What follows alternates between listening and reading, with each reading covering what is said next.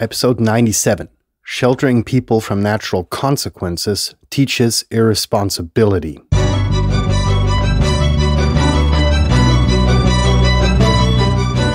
You're listening to the very best podcast in the world on health, wealth, and happiness. Please remember to leave a review and share with all your friends and family. And here is your host, Lars Hilser.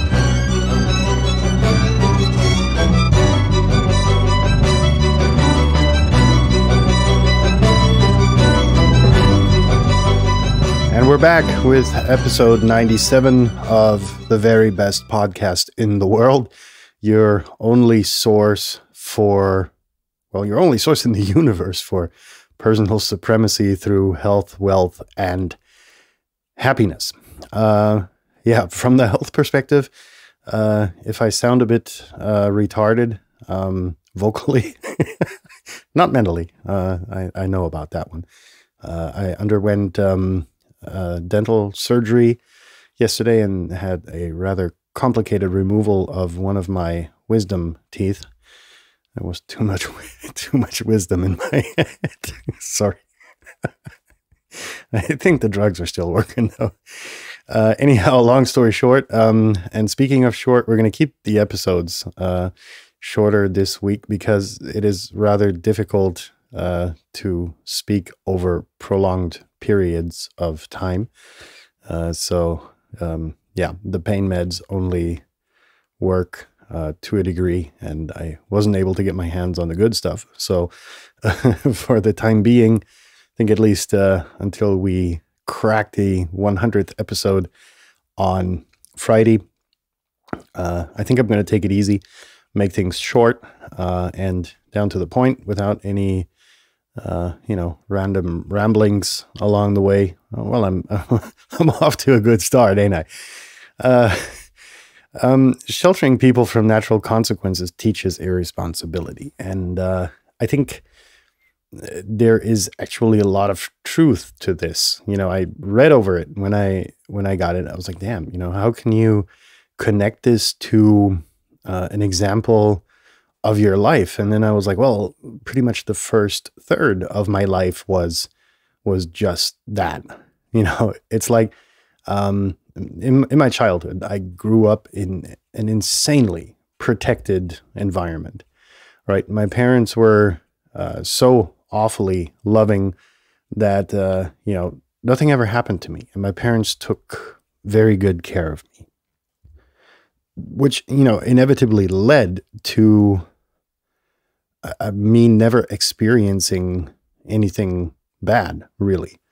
Let me try to find it's this overall picture of protectedness that I experienced that I can't really boil it down to single examples, right? So they were very defensive of me. Even if I went through shit, they were just. If I fucked up, they wouldn't protect me from that, obviously.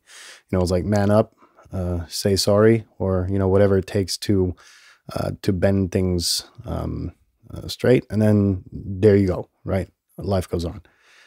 And there was never any trouble in my family. My parents never ever got into a fight, at least that I witnessed. It was like it was just like this insanely harmonious family being, right? And then I get I get sent to the real world, right? It's like, okay, there you go. You're mature now, or you are of age, right? And it's like, go out in the world. And I was like, oh, okay, I'll do that. So I got the job. Everything went okay. It was like everything was honky dory. And then I went self-employed, and made one of the, if not the most stupid mistake in my life, which was that, you go self-employed and then half a year later you figure out, fuck, you need customers to make money, right? And so that whole thing kind of started to transpire, which led to situations that I had never been confronted with in my life. There was always money, not lots, but there was no shortage ever, and that's another thing that helps kids grow up to a degree where, you don't necessarily, think about money that much, right? Because it comes every month, and it's there, and you get your salary, you get your paycheck, you work, and that's kind of like the role model you grow up in. I I had different plans, and the plans were stupid. At least the first iteration was kind of idiotic, because you need customers. I figured that one out quite quickly. And then, it's like, how do you deal with the situation, of not being able to pay a bill, right? And it's like, damn, I never experienced that. No idea. And that was where, I would have wished, not necessarily from my parents, right? Because that environment was entirely necessary. But in school, how do you deal with fucking difficult financial situations in life? Nobody taught you that. And in a predominantly capitalistic world, that's one of the things you want to fucking learn, right?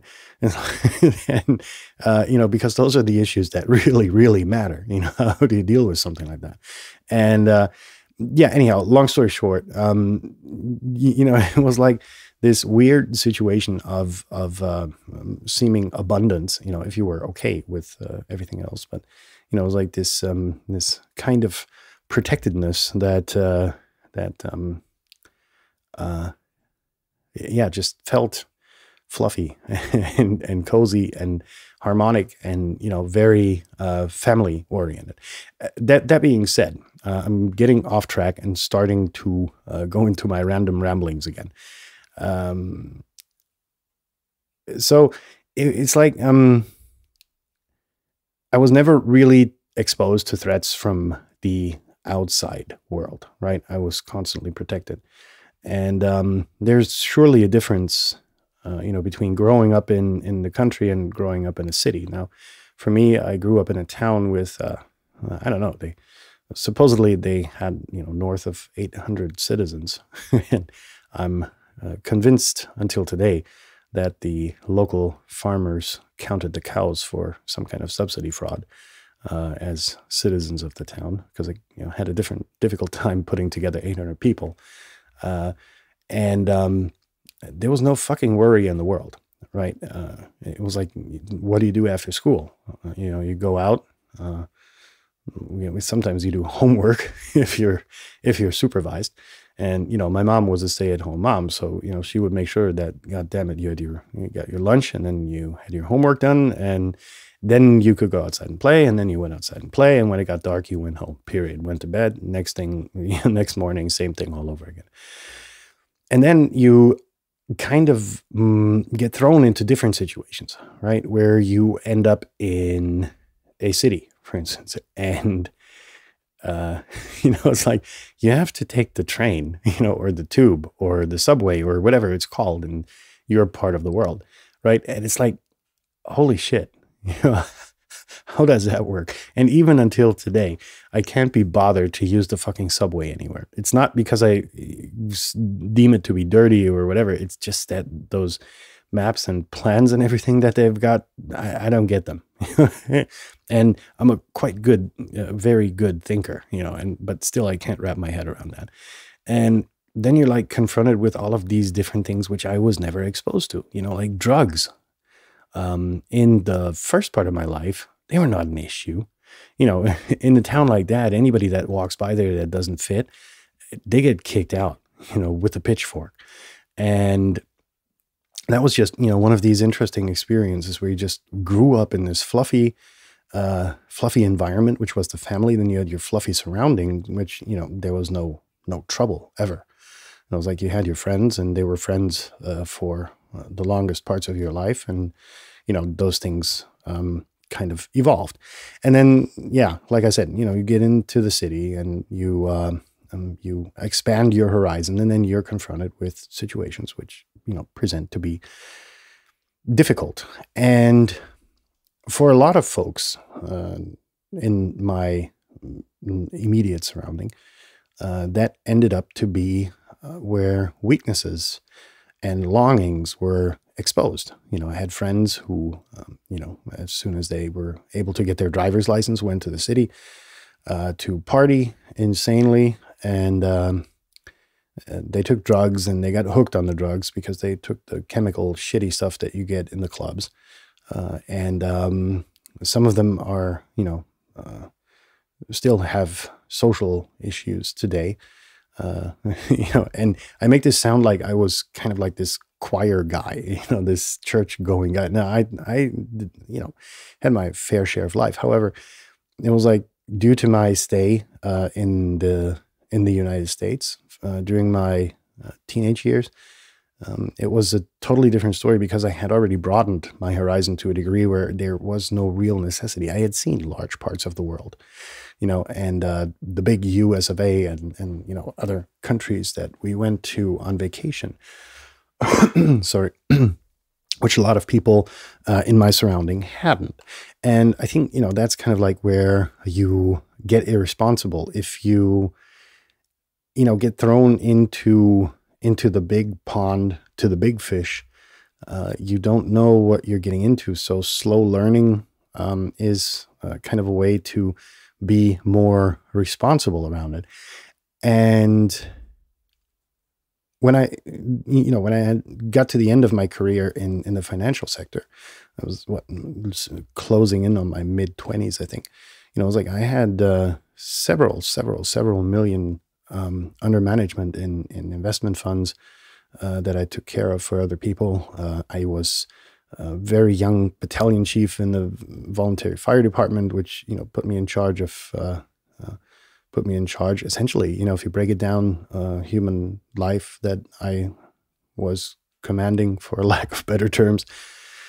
And so I had a very large amount of responsibility, despite the fact that I grew up in this cozy environment. But I was responsible, and I was aware of the responsibility that came with the stuff that I was doing. So long story short, to be able to be responsible about, lessons in life being presented to you is to be aware and reflective, right? A lot of us don't really realize what certain positions we hold in life entail. Now, for me, I never really got into the family and kids thing, which means that thing was off my lap. But in all other aspects of life, I held tremendous responsibility, for other people, for the success of projects, for the success of employees, for the success of, a variety of other things. And it was the awareness, I think, that made it, kind of broke me out of this shelter that I grew up in. But it also made me, like I said, aware of the responsibility that I had, the burden that I had to carry on my shoulders. And it made me not stress or freak out over it, and made me a calm customer when it came to making decisions in life. And I think, that's how you actually have to deal with responsibility, is be aware of it, be aware of the consequences that they may entail, and don't let yourself be, brought into irresponsibility. If that didn't make any sense, it's the pain meds. Damn, they're good. But in that sense, I hope I was able to convey that. If you have questions, like always, please send them to theverybestpodcastintheworld@gmail.com. That's number one. If this episode made any sense, please share it with people, that you would deem worthy recipients of this information. And please subscribe at www.theverybestpodcastintheworld.com, where all of your favorite podcasting services are listed for subscription. In that sense, kitty cats, have a good night, and or a good day, and I'll be in touch tomorrow with another rather short episode, just to keep my mouth from falling apart any further than it already has. I shall see you again tomorrow. Have a good night. Peace out.